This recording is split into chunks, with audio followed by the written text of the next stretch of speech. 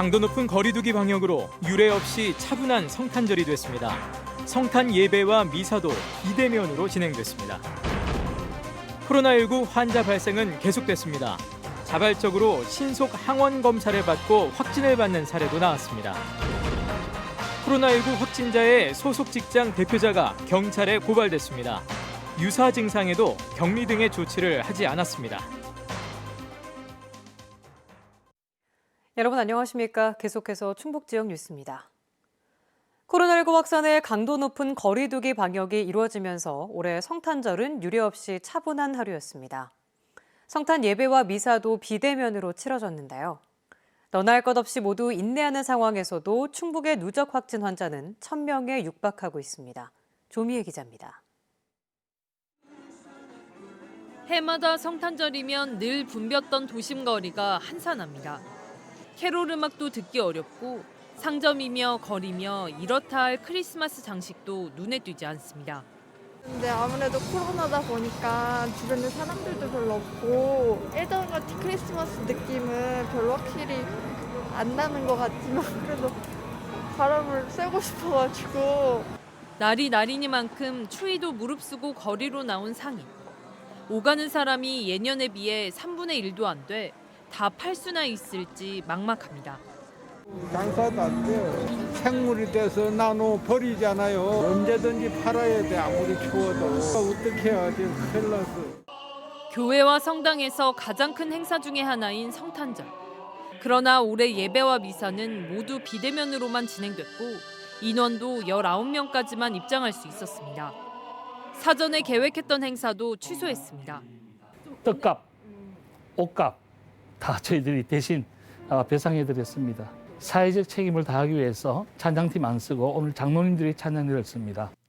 연말연시를 맞아 가족과 지인 등 사랑하는 사람들과 함께 모여 정을 나눴던 성탄절. 그러나 올해는 모두들 당연했던 일상을 포기하고 서로 떨어져 방역에 최선을 다했습니다.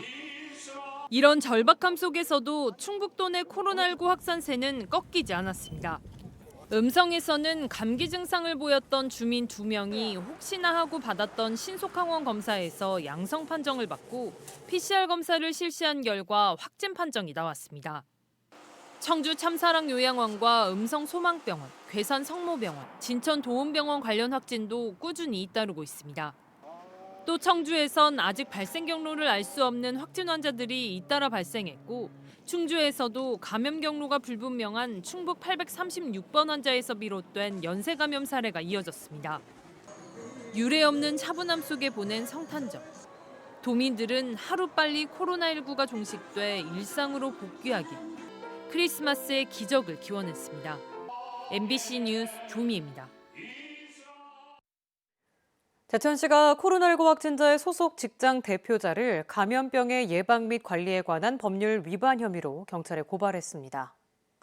고발된 대표자는 소속 직원 1명과 보험 설계사 4명이 확진된 보험회사 지점장으로 알려졌습니다.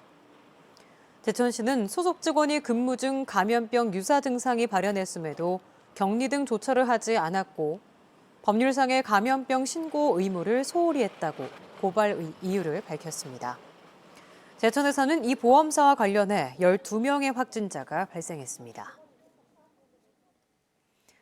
충청북도 교육청이 본청 직원이 코로나19 확진 판정을 받은 것과 관련해 회의와 모임 자제를 강력히 권고했습니다.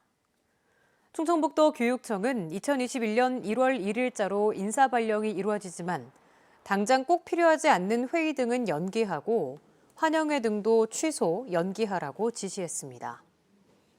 위반의 감염 사례가 발생하거나 전파되면 해당 직원을 엄중 문책할 예정입니다. 이 밖에 충청북도 교육청 부서별 인원도 3분의 1 재택근무를 권장하고 한 달에 한 번 시행하던 대중교통 이용의 날도 잠정적으로 중단했습니다. 다음은 충청권 리포트입니다. 서해안권에서 서울과 대전, 충북을 잇는 철도와 도로, 광역교통망 계획이 급물살을 타고 있습니다. 충청의 광역교통지도가 바뀔지 관심을 모으고 있습니다. 조영찬 기자가 보도합니다. 경기도 화성에서 홍성까지 90km에 걸친 서해선 복선 전철이 2년 뒤 완공됩니다. 그러나 이 전철을 타고 서울을 가려면 경기도 시흥에서 환승해야 하기 때문에 효과가 반감될 수밖에 없습니다. 양승조 충남지사는 최근 청와대를 방문해 이 노선을 기존 KTX와 연결해 충남 서부에서 서울까지 40분대로 줄이는 서해선 직결 사업을 적극 건의했습니다. 서해선과 경부선 KTX가 가깝게 맞닿은 화성, 향남과 평택, 청북 구간을 연결하면 적은 비용으로 최대 효과를 낼 수 있다는 얘기입니다. 또 최근 자체 용역에서도 비용 대비 편익이 1.46으로 기준치 1을 훌쩍 넘어 사업성도 충분하다며 4차 국가철도망 구축계획 반영 조건을 갖춘 만큼 정부의 결정을 강력히 요구할 계획입니다. 직결이야말로 우리 전라북도권과 충남의 서해안권 주민들의 어떤 교통권에 대해서 굉장히 영향을 끼치나 보고 이걸 반드시 이 서해선을 KTX로 연결시켜야 된다. 충남 보령에서 부여, 공주, 계룡을 거쳐 대전과 충북 보은까지 연결하는 일명 보령-대전 보은간 고속도로 신설도 최근 그 필요성이 급부상하고 있습니다. 연장 122km의 왕복 4차로로 3조 원이 넘게 투입될 고속도로가 건설되면 우선 대천 해수욕장과 머드 축제를 중심으로 한 충남 관광지로의 접근성이 크게 개선될 것으로 전망됩니다. 또 기존 상주에서 영덕 울진 고속도로와 접속해 서해안과 동해안의 인적 물적 교류를 통한 중부권 경제 활성화도 기대됩니다. 보령 대전 간 고속도로는 동서축 신경제 벨트 완성과 그리고 소외된 이 서해안의 균형 발전을 위해서 반드시 필요합니다. 연말까지 예정됐던 정부의 철도망 구축 계획과 고속도로 건설 5개년 계획이 모두 지연되면서 관련 지자체들의 유치전이 더욱 치열해진 가운데 경제성 등 필요 조건을 갖춘 만큼 충남의 새 교통 지도가 만들어질지 주목됩니다. MBC 뉴스 조형찬입니다. 코로나19 여파에 경기까지 침체되면서 소외 취약계층을 위한 기부금 모금도 어려움을 겪고 있습니다. 충북 사회복지공동모금회에 따르면 어제까지 2021 희망 나눔 캠페인 모금 현황은 23억 3,200만 원으로 사랑의 온도탑 수은주가 37.9도에 머물러 있습니다. 코로나19로 현장 모금은 취소되고 내년 1월까지 비대면 모금으로 진행되고 있습니다. 충북사회복지공동모금회는 목표 모금액을 전년 모금액의 90%인 61억 5천만 원으로 낮췄지만 사랑의 온도탑 온도가 100도를 달성할 수 있을지 미지수라며 모두가 어렵지만 더 어려운 소외 취약계층을 위해 나눔의 손길을 보내달라고 호소했습니다.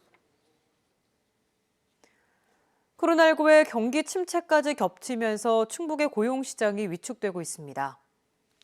충청지방통계청이 밝힌 11월 충북 지역 고용 동향에 따르면 한 주간 36시간 미만 취업자가 19만 7천 명으로 전년 동기보다 20.6%인 3만 4천 명이 늘었습니다.